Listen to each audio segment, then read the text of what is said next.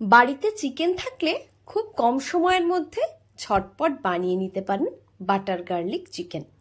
খেতে যেমন টেস্টি হয় তেমনই কিন্তু বানানোটা অত্যন্তই সহজ আর খুব কম সময় লাগে। নমস্কার বন্ধুরা, আমি অপালার রান্নাঘরে আপনাদের সকলকে স্বাগত জানাই।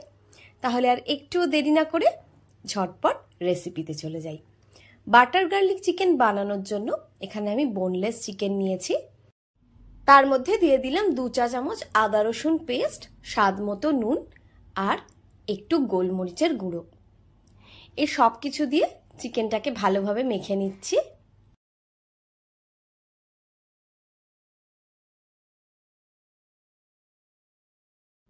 একটা ফ্রাইং প্যান নিয়েছি, তার মধ্যে কিছুটা সাদা তেল দিয়ে দিলাম।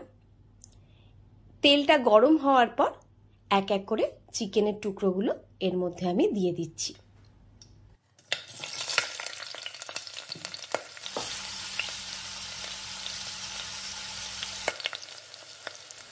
ফ্রাই করার সময় গ্যাসের ফ্লেমকে লো টু মিডিয়ামে রেখেছি। একটা পিঠ হালকাভাবে ভাজা হয়ে গেলে উল্টো পিঠটাকেও একইভাবে ভেজে নিচ্ছি। এই চিকেনটা কিন্তু খুব বেশি কড়া ভাজা করতে হয় না। বাটার গার্লিক চিকেন যেহেতু, তাই রংটা কিন্তু সাদাটে ধাঁচেরই হবে এটার। চিকেনগুলো আমার ভেজে নেওয়া হয়ে গিয়েছে, আমি এবার চিকেনগুলোকে সব উঠিয়ে নিচ্ছি।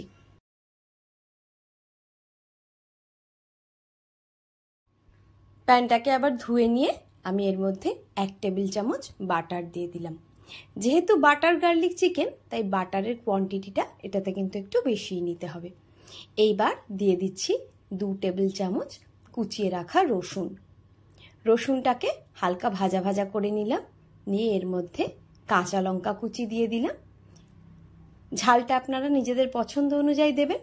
এরপর আগে থেকে ভেজে রাখা চিকেন এর মধ্যে আমি দিয়ে দিলাম। এইটা যে দেখছেন, এটা হলো চিকেনের স্টক। চিকেনের স্টকটা বানানো কিন্তু খুবই সোজা। একটা হাড় সমেত চিকেন নেবেন, 1 গ্লাস জল দেবেন, 1 চা চামচ আদা রসুন পেস্ট আর একটা তেজপাতা দিয়ে ফুটিয়ে নেবেন। জলের কোয়ান্টিটিটাকে হাফ করে নিতে হবে, তাহলেই চিকেন স্টক রেডি হয়ে যাবে।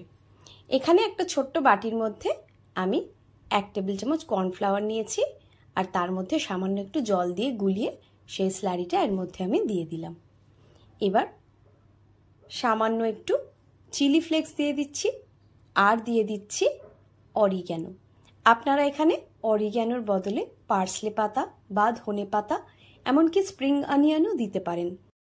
আমার ব্যক্তিগতভাবে অরিগ্যানোর গন্ধটা রসুনের সঙ্গে ভীষণই ভালো লাগে, তাই আমি এখানে অরিগ্যানোটা ইউজ করেছি।